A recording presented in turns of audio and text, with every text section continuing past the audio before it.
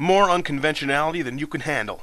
Well, maybe an amount equal to that which you can handle. 3, 4.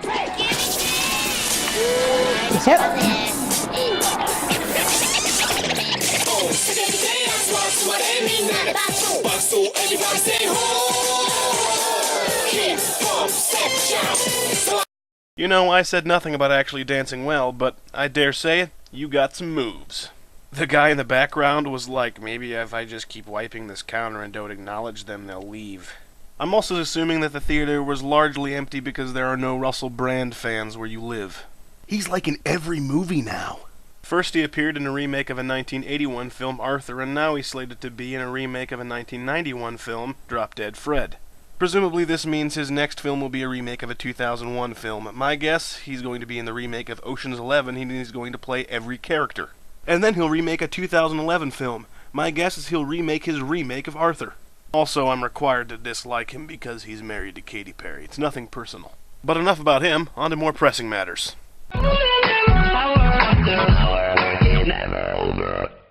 Good afternoon, butt kickers. It's May 4, the 124th day of 2011, which means that today is the last day of spring semester classes for your Master of Ceremonies. Just a couple of finals, and then I can show you all my embarrassing rendition of Alice Cooper's School's Out, and you all will cringe at my inability to rock. It's interesting, the first day of class is a highly ritualistic occasion. The introduction of the professor, the dissemination of highly typical syllabi. In case the last 100 syllabi you read didn't make it clear enough, plagiarism is a no-no. And the lofty and usually grin-inducing mission statement. In contrast, the last day of college classes feels very much like letting the air out of a balloon. Sometimes it even sounds a lot like it.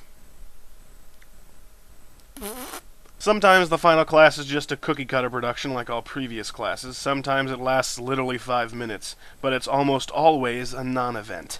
If I ever become a teacher, the last day of classes I'm going to come in wearing a golden tuxedo, hand out $100 bills, and play We Are the Champions really loudly. And the icing on the cake? I'll bring in a cake, stuffed with $100 bills. Maybe I feel that compulsion because I see the job of a college professor as one of constantly falling into irrelevancy. I have to be honest with you, I rarely think about the professors I had during my freshman year, and because of that, I'd be incessantly concerned with being a memorable instructor. I think the $100 cake should do it. The end of classes also means ISIS forums, where we humble students get to evaluate our professors, turn the tables, if you will. The professor has to actually leave the room while we fill out scantrons with questions like 1 to 5, rate instructors' overall effectiveness. 1 to 5, rate the fairness of the grading procedures. 1 to 5, rate professor's general sexiness. Professor John Colson? That's a 5. ISIS forums provide me with some interesting insight into the nature of students as well.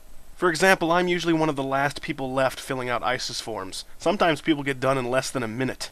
So I've arrived at the conclusion that either the space-time continuum quickens around me as I hold an ISIS form, or that everyone else has figured out that, yeah, these things don't really matter, and I have yet to. I'm leaning towards the first one. Also, when the teachers pass out the ISIS forms, it's like expected of them to bring pencils for the students.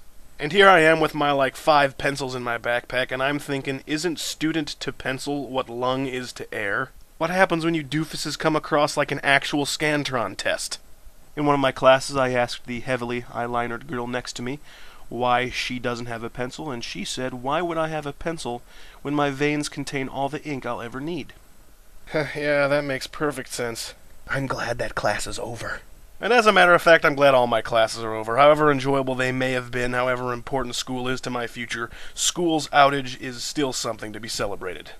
I'm going to go bask in the freedom if you'll excuse me, butt kickers, so until tomorrow, I'm Griff, and I'm still talking. And now he's slated to be in a remake of a 1991 film, Good Dead Baby. That's not the name of the movie, actually.